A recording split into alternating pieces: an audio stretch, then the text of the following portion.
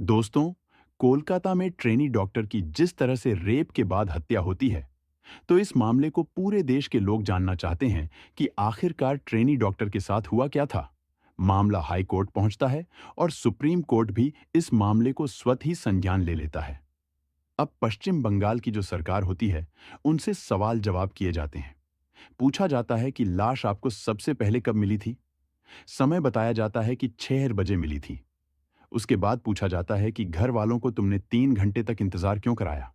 साथ ही पूछा जाता है कि पोस्टमार्टम रिपोर्ट कब हुई थी। पोस्टमार्टम के बाद उन्होंने पूछा कि तुमने जो लड़की है, उसकी लाश को घर वालों को कब सुपुर्द किया था, कब सौंपा था। बताते हैं कि रात के 8:30 बजे के आसपास होगा था। उसके बाद पूछा जाता है कि एफआईआर दर्ज कब हुई थी, तो बताते हैं कि 11:45 पर उसी रात। यानी कि ऐसा दावा किया जा रहा है कि संभवतः भारत के इतिहास का यह पहला ऐसा केस है शायद। और किसी केस के बारे में ऐसी कोई जानकारी मिलती नहीं है कि किसी भी घटना में पोस्टमार्टम पहले होता है और उसके बाद एफआईआर बाद में दर्ज कराई जाती है। जबकि एक सही रास्ता जो सही ट्रैक होता है, वो इस तरह से होता है कि किसी की लाश मिलती है, उसके बाद फिर एफआईआर लिखी जाती है, पंचनामा भरा जाता है और पंचनामा भरने के बाद फिर पोस्टमार्टम के लिए लाश जाती है। उसके बाद वो घर वालों को सौंप दी जाती है। यानी कि यहाँ सब कुछ उल्टा पुल्टा हो जाता है। अब कहीं ना कहीं जो पश्चिम बंगाल की जो पुलिस होती है, उस पर सवाल निशाने लगना तो जाहिर सी बात है, तय हो जाता है। लेकिन इस बीच में सीबीआई पर भी बहुत ज्यादा प्रेशर, बहुत ज्यादा दबाव है कि इस घटनाक्रम में असली वजह क्या है। क्यों उस ट्रेनी डॉक्टर की हत्या हुई थी और क्यों नहीं हुई थी। कई सवाल उस आरोपी से पूछे भी जाते हैं। इस बीच में कई ऑडियो क्लिप भी वायरल हो जाती हैं। किसी ऑडियो क्लिप के वायरल होने के बाद उसका ट्रांसलेशन करने के बाद बताया जाता है कि उस जगह 5 डॉक्टर होते हैं। कोई बताता है 7 डॉक्टर होते हैं, तो कभी 12 डॉक्टरों का जिक्र आता है। अलग अलग ऑडियो क्लिप शायद कहीं ऐसा तो नहीं है इस मामले को गुमराह करने की, इस मामले को दूसरे ट्रैक पर ले जाने की कोशिश तो नहीं की जा रही है। लेकिन हम एक बार फिर से इस मामले को समझने की कोशिश करते हैं कि आखिरकार जब से इस घटना की शुरुआत हुई थी और आज तक हुआ क्या है और आगे क्या होने की संभावना है। क्योंकि 22 अगस्त 2024 को सीबीआई इस मामले की रिपोर्ट भी सौंपेगी कि उन्होंने अब तक अपनी क्या-क्या इस मामले में कार्रवाई की है। आज की जो सच्ची घटना मैं आपको सुनाने जा रहा हूं, ये सच्ची घटना पश्चिम बंगाल की राजधानी कोलकाता की है। कोलकाता के आर.जी. कर मेडिकल कॉलेज हॉस्पिटल में 9 अगस्त 2024 की सुबह लगभग 6 बजे के आसपास का मामला था। चौथी मंजिल पर सेमिनार हॉल होता है, जहां पर कई बार डॉक्टर आराम करने के लिए पहुंच जाते हैं। ऐसे ही यहां पर एक चेस्ट मेडिसिन डिपार्टमेंट की जो पोस्ट ग्रेजुएट सेकेंड ईयर के स्टूडेंट होती हैं, वो आराम कर रही थी। रात के लगभग 2 बजे के आसपास होती हैं। वो आराम करने जाती हैं। सुबह एक डॉक्टर उन्हें जगाने के लिए जाते हैं कि मैडम, दिन सुबह हो गया, आप जाग जाओ। जैसे ही डॉक्टर वहां जाता है, जाने के बाद दरवाजा खोला जाता है, तो पता चलता है कि ट्रेनी डॉक्टर सोई हुई थी। जिस तरह से अक्सर लोग जब सो जाते हैं, तो अपने ओझ चेहरे पर अपने माथे पर हाथ रख लेते हैं। कुछ इसी तरह से, कुछ इसी अंदाज में ट्रेनी डॉक्टर का हाथ रखा हुआ था। वो डॉक्टर दूर से देखता है और देखने के बाद वापस लौटकर चला आता है। उसे कुछ नहीं पता था कि यहाँ पर रात को क्या हुआ है, क्या नहीं हुआ है। उसने सिर्फ चेहरा देखा। बाकी का जो हिस्सा था, ऐसा बताया जाता है कि कोई टेबल या किसी वस्तु के सहारे से वो ढका हुआ था, जिससे क्या बाकी का हिस्सा दिख नहीं पाया। कुछ देर के बाद फिर से दोबारा कोई कर्मचारी जाता है। उसने जो अपनी आंखों से जो दृश्य देखा था, वो पहला जो डॉक्टर था, वो शायद इस दृश्य को देख नहीं पाता। ट्रेनी डॉक्टर खून से लथपथ थी। उनका जो शरीर था, अर्धनग्न अवस्था में था। बताया जाता है कि नीचे के हिस्से पर कोई कपड़े था ही नहीं। अब ये जो घटना की जानकारी होती है, वो धीरे धीरे पूरे हॉस्पिटल के अंदर फैल जाती है। अब जैसे ही हॉस्पिटल के अंदर फैलती है, तो पता चलता है कि ट्रेनिंग डॉक्टर की इस तरह से हत्या कर दी गई है। बाकी किसी को कोई जानकारी नहीं थी कि इनके साथ रात में कोई रेप जैसी घटना भी हुई है। जिन लोगों तक ये बात पहुंची थी, तो उतने ही पैर, उतने ही कदम चलकर सीधे सेमिनार हॉल की तरफ जा रहे थे और जा रहे थे, देख रहे थे। जैसे कि अमूमन लोगों की एक आदत होती है, पुलिस बचाने की कोशिश करती है, पीछे करने की कोशिश करती है, लेकिन हर आदमी की ख्वाहिश होती है कि वह जाकर करीब से देखे कि आखिरकार हुआ क्या है। जैसे क्या खुद वो पब्लिक के लोग इन्वेस्टिगेशन करेंगे। अब यहाँ जो क्राइम सीन था वह पूरी तरह से बिगड़ जाता है। कई सारे लोग जाते हैं, उनके कदम के निशान भी पहुंच जाते हैं। कई लोग ऐसे भी रहे होंगे जिन्होंने अपने अपने हाथों से जो सेमिनार हॉल की जो वस्तुएं थीं उनको भी छूने की कोशिश की थी। इसलिए यह क्राइम सीन पूरी तरह से बिगड़ जाता है। हालांकि अब यह कोई नहीं जानता। मानता था कि जिस मामले को अभी बहुत ही आसानी से लिया जा रहा है, यही मामला कुछ ही देर के बाद, कुछ ही घंटों के बाद सोशल मीडिया पर तैरने लगेगा। अब इलेक्ट्रॉनिक मीडिया, प्रिंट मीडिया, हर तरह की जो मीडिया होती है, अब चाहे देश की हो या विदेश की मीडिया हो, जो इस मुद्दे पर चर्चा करेगी, कोई नहीं जानता था। यही कारण है कि इस मामले की सूचना दी जाती है प्रिंसिपल को। और प्रिंसिपल ने भी इस मामले को उतनी गंभीरता से नहीं लिया। बताया गया कि सर फोटो देखिए, इस तरह से एक घटना हुई है। जब घटना के बारे में बताया जाता है, तब डॉक्टर यानी कि जो प्रिंसिपल संदीप घोष हैं, उस फोटो को देख के उनकी भी आंखें खुल जाती हैं। उसके बाद फिर वह आते हैं। यहाँ से 10:43 पर परिवार को सूचना दी जाती है कि तुम्हारी बेटी बीमार है। अब परिवार के जो लोग थे वो बहुत ही डरे हुए हो गए। आगे वो सोचने पर मजबूर हो गए। रात 11 बजे तो बातचीत हुई थी, सब कुछ तो ठीक था। हॉस्पिटल के अंदर है, वो बीमार कैसे हो सकती है। उनको थोड़ी परेशानी बढ़ जाती है। इसलिए पिता ने एक बार नहीं कई बार फोन किया अपनी बेटी की हालत जानने के लिए कि बेटी कैसी है, ठीक है कि नहीं है, क्या हुआ है। उसे कई बार जब फोन करते हैं तब जाकर दूसरी, तीसरी बार, चौथी बार में जाकर फोन रिसीव हो जाता है। फोन रिसीव होता है तो उधर से बताया जाता है कि आपकी बेटी ने अपनी जीवन लीला समाप्त कर ली है, वो मर चुकी है। परिवार वालों को यह बहुत ज्यादा आश्चर्य में डालने वाली बात थी। माता पिता जो आसपास के और लोग थे वो सीधा दौड़ते हुए हॉस्पिटल पहुंचते हैं। वहां जाते हैं अपनी बेटी से मिलने। तो इसके लिए ओ कोशिश कर रहे थे, लेकिन 3 घंटे तक उन्हें इंतजार कराया जाता है और माँ बाप अपनी बेटी से ही नहीं मिल पा रहे थे। अब पुलिस और कुछ सूचना भी दी जाती है। प्रिंसिपल या स्टाफ के जो लोग थे वो क्या खिचड़ी पका रहे थे, शायद उनके दिमाग में चल रहा होगा कि मामला अगर इस हॉस्पिटल से बाहर जाएगा तो बहुत सारी बदनामी होगी, इसलिए कोई ना कोई रास्ता निकालते हैं। यही बात थी कि सेटलमेंट की बात भी शायद सामने आती है, जो सोशल मीडिया पर और अलग अलग प्लेटफॉर्म पर वायरल भी होती है। लेकिन परिवार वालों को बेटी से बहुत बेइंतहा मोहब्बत होती है। यही कारण है कि उन्होंने इस बेटी के मिलने वाले मुआवजे को भी ठुकरा दिया था। उन्होंने कहा कि जो भी आरोपी हैं, इस मामले की जांच करिए, निष्पक्ष जांच करिए। इकलौती बेटी है, अब क्या कर सकते हैं। उनका तो सब कुछ खत्म हो गया, समाप्त हो गया। ऐसी बातचीत होती है। उसके बाद फिर पुलिस पर जब दबाव पड़ता है तो पुलिस ने सीसीटीवी कैमरे खंगालना शुरू कर दिया। अब सीसीटीवी कैमरे में खंगाला गया तो पता चलता है कि उस सेमिनार हॉल के बिल्डिंग के इर्द गिर्द चारों तरफ को 2, 4, 5, 6 लोग थे जो आ रहे थे, जा रहे थे। तभी पुलिस को लगा कि इस मामले की जांच करनी चाहिए। अब मामला पश्चिम बंगाल की सरकार तक पहुंच जाता है। एसआईटी गठन कर दी जाती है। देखा जाता है कि जब यहां पर पुलिस वाली इन की एसआईटी की टीम पहुंचती है, जाकर देखती है, तो लाश के पास से उन्हें एक ऐसा वस्तु मिलती है जो ब्लूटूथ होता है। अक्सर लोग मोबाइल में लगाकर अपना गाने सुनते हैं या फिर बातचीत करते हैं। अब उसका मिलान किया जाता है कि ये ब्लूटूथ किसका है, और उस ब्लूटूथ को हर किसी की फोन पर कनेक्ट करके देखा गया और एक के फोन से ओ कनेक्ट हो जाता है। तो पता चलता है एक व्यक्ति है जिसका नाम संजय राय होता है, जो कि कोलकाता की पुलिस कल्याण बोर्ड का एक सिविक वायलेंटर हॉस्पिटल के अंदर अक्सर आना जाना होता है। वो सीसीटीवी में भी दिखाई दे रहा था और जब उसके कमरे की, जहां वो रह रहा था, जहां वो जाता है, वहां की जांच पड़ताल की जाती है तो पता चलता है कि उसके शूज जो होते हैं, जूते जो होते हैं, उस पर ब्लड के निशान पाए जाते हैं। महिला डॉक्टर क्या पोस्टमार्टम कराया जाता है। पोस्टमार्टम से पता चलता है कि अब मुंह से भी खून निकल रहा है, आंखों से भी खून निकल रहा है और प्राइवेट पार्ट से भी खून निकल रहा है। शरीर के अलग अलग हिस्सों पर 16 गंभीर चोटें भी आई हैं। इसमें कि गर्दन की हड्डी भी टूट जाती है। उंगली पर भी गंभीर चोट के निशान थे और उसकी जो टांगे होती हैं तो उनके साथ भी कुछ ऐसी गंभीर चोटें पाई जाती हैं। इतना ब्रूटल जो ये सीन होता है, इतना बेरहमी तरीके से इस क्राइम को अंजाम दिया जाता है। तो पुलिस अपने स्तर से जांच कर ही रही थी कि पुलिस को यह मामला 9 अगस्त 2024 को मिलता है। दोस्तों, अब 10, 11, 12, 13 अगस्त तक पुलिस इस मामले की जांच कर ही रही थी कि हाईकोर्ट ने कोलकाता ने इस मामले को संज्ञान लिया। और संज्ञान लेने के बाद संज्ञान इसलिए लिया क्योंकि याचिका दायर की गई थी। परिवार की तरफ से तो उसमें बताया जाता है कि इस मामले को कहीं ना कहीं पुलिस इतना गंभीरता से नहीं ले रही है।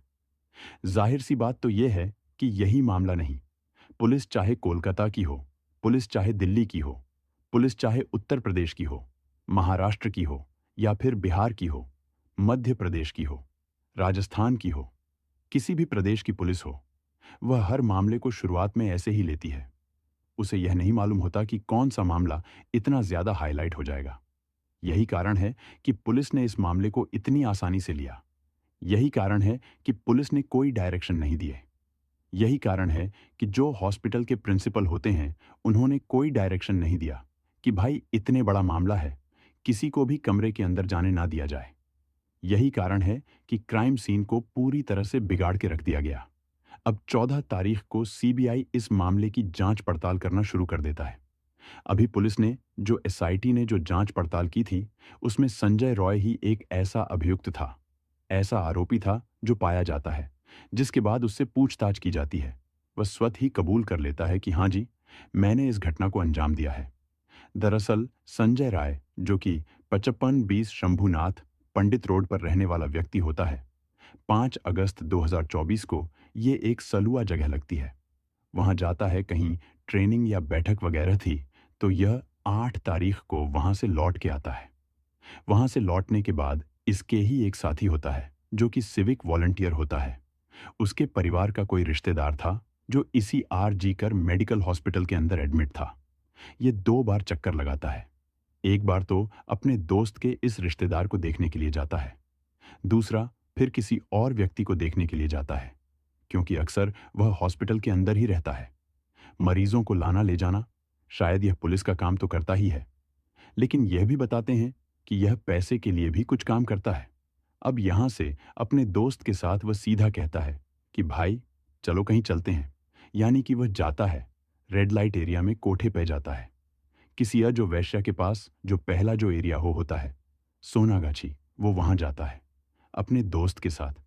वहां जाने के बाद फिर वहां वो अंदर उसमें रेड लाइट एरिया में नहीं जाता, लेकिन जो उसका दोस्त होता है वह अंदर जाता है और थोड़ी देर रुकने के बाद वापस चला जाता है। दूसरी जगह लगती है चेतला। चेतला में वैश्यावृत्ति का काम होता है। यह भी एक रेड लाइट एरिया है। यहां जो उसका सिविक वॉलंटियर दोस्त होता है संजय रॉय का, वह जाता है और जाकर वापस लौट कर आ जाता है, यानी कि संजय रॉय नहीं जाता। ऐसी जांच पड़ताल में सामने आया है। लेकिन जब यह वापस आ रहे हैं तो रास्ते में एक महिला मिलती है। उस महिला की तरफ से इसने अश्लील काम कसना शुरू किया। ये समझ रहा था कि शायद यह भी कोठे पर काम करने वाली कोई वैश्या होगी, लेकिन उस लेडीज ने इसे झाड़ दिया, इसे कुछ उल्टा सीधा जवाब दिया। तब यह शांत हो जाता है। यहां से वापस हॉस्पिटल आते हैं दोनों दोस्त, और इन्हें एक ऐसी जगह तलाश करते हैं जहां पर बैठ के मौज से आराम से शराब पी सकते हैं। आराम से बैठकर शराब पीते हैं, और शराब पीने के बाद जो सिविक वॉलंटियर इसका दोस्त होता है संजू राय का, वो तो चला जाता है, लेकिन ये अकेला रहता है। अब ये इसे हॉस्पिटल में कहीं भी आने की जाने की परमिशन थी ही, कहीं कोई रोकने वाला था नहीं। इसको ये चौथी मंजिल पहुंचता है और इत्तेफाक से उस सेमिनार हॉल के अंदर चला जाता है।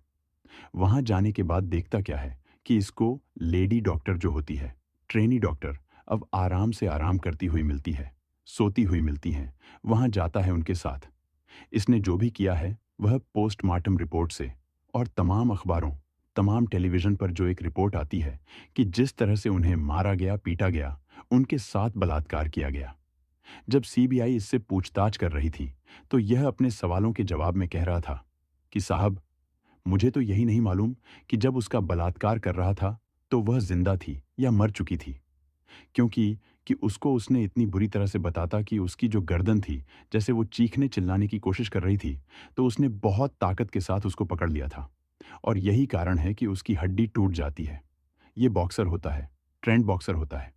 कोई महिला, क्योंकि वैसे भी डॉक्टर है, पढ़ी लिखी लेडी है, ताकत का तो कोई मामला ही नहीं बनता। इसने जिस तरह से उनके साथ जबरदस्ती की होगी, उन्होंने विरोध किया होगा, उन्होंने आखिर दिन तक लड़ने की कोशिश की होगी, तो जिस तरह से इसने अपनी बॉक्सिंग का सहारा लिया होगा, जाहिर सी बात है, उसे पता चल ही जाता है। लेकिन यह सब होता है और देश इस मामले पर पल पल की नजर बनाए हुआ है।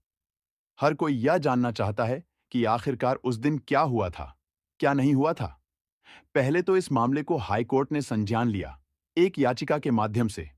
फिर इसे सुप्रीम कोर्ट ने संज्ञान लिया और संज्ञान लेने के बाद यह जानना चाहा कि आखिरकार पुलिस ने क्या जांच पड़ताल की है।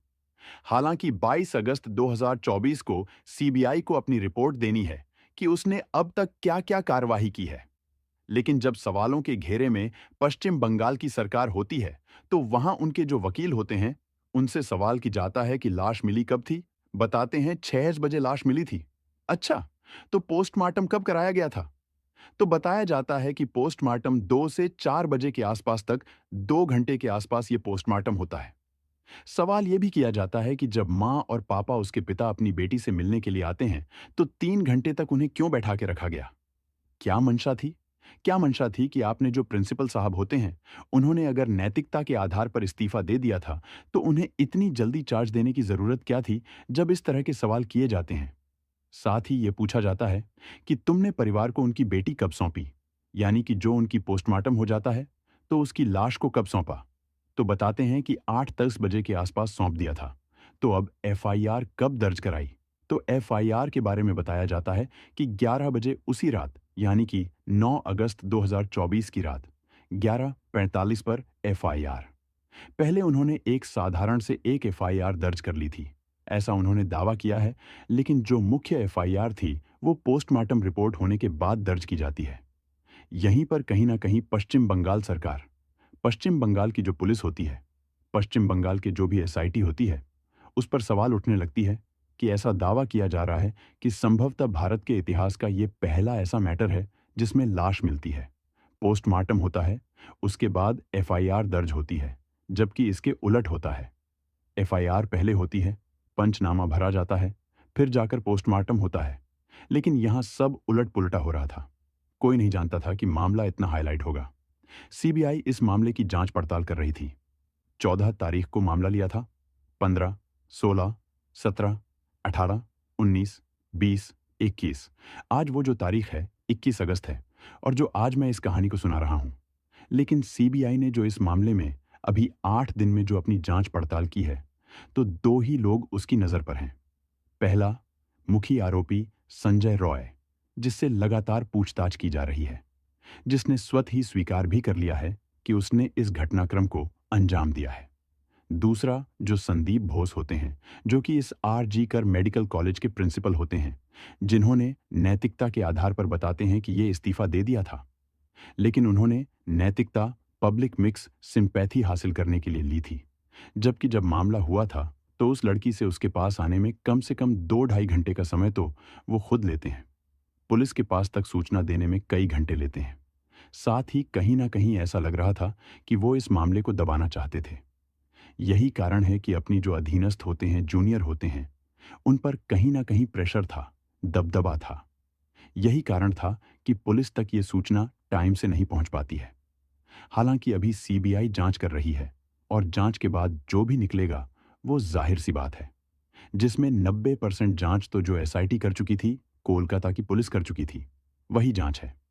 बाकी 10% जो जांच की है सीबीआई ने, वो 22 अगस्त 2024 को सबके सामने आ ही जाएगा। साथ ही पोलोग्राफी टेस्ट कराने की बात आई है। संजय रॉय की पोलीग्राफी कराने का मतलब यही है कि जो इसने अभी तक बोला है, कितना सच है, कितना झूठ है, क्या नहीं है, उसके बारे में भी बात चल रही है। लेकिन अगर हम अगली बात करें, तो सीसीटीवी कैमरे में जो जाते हुए दिखाई देते हैं, वो एक ही व्यक्ति जाता हुआ दिखाई देता है, संजय रॉय, और वही निकलता हुआ दिखाई देता है। और इसके अलावा और कोई सीसीटीवी वहां पर है भी नहीं। अब ऐसी स्थिति में तो ये पता चलता है कि इस पूरे मामले में संजय रॉय है। लेकिन जिस तरह से सीमन की बात आती है, 151 एमजी सीमन मिला है, उसमें एक से ज्यादा कई पुरुष भी हो सकते हैं। साथ ही जो कुछ ऑडियो क्लिप है, वो वायरल हो रही हैं, जिसमें बताया जाता है कि 4 डॉक्टर एक महिला साथ में खाना खाते हैं, उसके बाद फिर उसके साथ ट्रेनिंग डॉक्टर के साथ मारपीट करते हैं, बहुत बुरी तरह से। और जो नशे की हालत में होता है संजय रॉय, उसको अंदर जाने दिया जाता है कि तुम जाकर कुछ भी करो। और ये सब कहानी फिर दूसरी कहानी भी आती है सामने कि 7 डॉक्टर के ऑडियो क्लिप के बारे में आता है। कभी 12 डॉक्टर की ऑडियो क्लिप के बारे में आता है कि 12 डॉक्टर अंदर जाते हैं और वो उनके साथ ऐसा करते हैं। वैसे करते हैं, लिखने वाले ने बाकायदा सीबीआई को टैग भी किया है कि इस मामले में जो चल रहा है, इसकी भी आप जांच पड़ताल करिए। इसकी भी आप जांच देखिए कि आखिरकार होता क्या है। अब ऐसी स्थिति में ये पूरा किस्सा, पूरी कहानी है। पूरा जो ट्रेनी डॉक्टर के साथ जो मामला हुआ है। इसी तरह का एक मामला साल 2008 में हुआ था। उत्तर प्रदेश के गौतम बुद्ध नगर में आरुषि हत्याकांड आपको याद रहा होगा। पुलिस ने किस तरह से शुरुआत में इस मामले को बड़ी शिथिलता के साथ लिया था। गंभीरता से नहीं लिया। जिस साइंटिफिक तरीके से इस मामले की जांच करनी चाहिए थी, जिस तरह से एक एक सबूत को जुटाना चाहिए था, तो उत्तर प्रदेश पुलिस ने आरुषि हत्याकांड में इस मामले की जांच पड़ताल नहीं की और यह मामला बहुत तेजी के साथ उन दोनों हाईलाइट हुआ था जैसे आज ट्रेनी डॉक्टर के साथ हो रहा है। इसके बाद यह मामला सीबीआई को सौंप दिया जाता है। सीबीआई इस मामले की जांच पड़ताल करती है। अब जांच पड़ताल करने के बाद तो कभी तो लगता है कि माता पिता ने इस लड़की की हत्या की थी और कभी लगता है कि किसी ने हत्या की थी। लेकिन यह मामला आज भी कहीं ना कहीं पहेली बना हुआ है, अनसुलझा सा दिखाई देता है जिस तरह से है। अब आगे भविष्य में क्या होगा, कहीं ऐसा तो नहीं है ये जो पूरा मामला है ट्रेनी डॉक्टर का, कहीं आरुषि हत्याकांड की तरफ तो नहीं जा रहा है कि पता तो चलेगा कि हाँ, संजय रॉय है, उसके साथ कितने लोग थे, कितने नहीं थे, किसने इस घटनाक्रम को अंजाम दिया, कौन कौन इसके पीछे थे, क्या चीज थी जिसको छुपाने की कोशिश की जा रही थी, क्या मकसद था, प्रिंसिपल का क्या मकसद था, बाकी डॉक्टरों का, कितने सारे इसमें राज हैं, क्या वो सामने आ पाएंगे, नहीं आ पाएंगे। अगर ये जिस तरह से मामला चल रहा है, जिस तरह से सीबीआई ने और पुलिस ने जांच की है, तो आरुष हत्याकांड की याद दिलाता है और बाकी इनकी पुलिस के और सीबीआई की अपनी बात है कि वो आखिरकार सही जगह पहुंच भी जाएंगे, नहीं पहुंचेंगे, कुछ कहा नहीं जा सकता दोस्तों। जाते जाते मतलब आज इस घटनाक्रम को सुनाने का उद्देश्य है किसी को परेशान करना नहीं है, किसी का दिल दुखाना नहीं है, बल्कि आपको जागरूक करना है, आपको सचेत करना है। वीडियो को लाइक और चैनल को सब्सक्राइब कर दीजिए। फिर मिलेंगे अगले वीडियो में दोस्तों। आप सब लोग अपना ख्याल रखें, सुरक्षित रहें। धन्यवाद।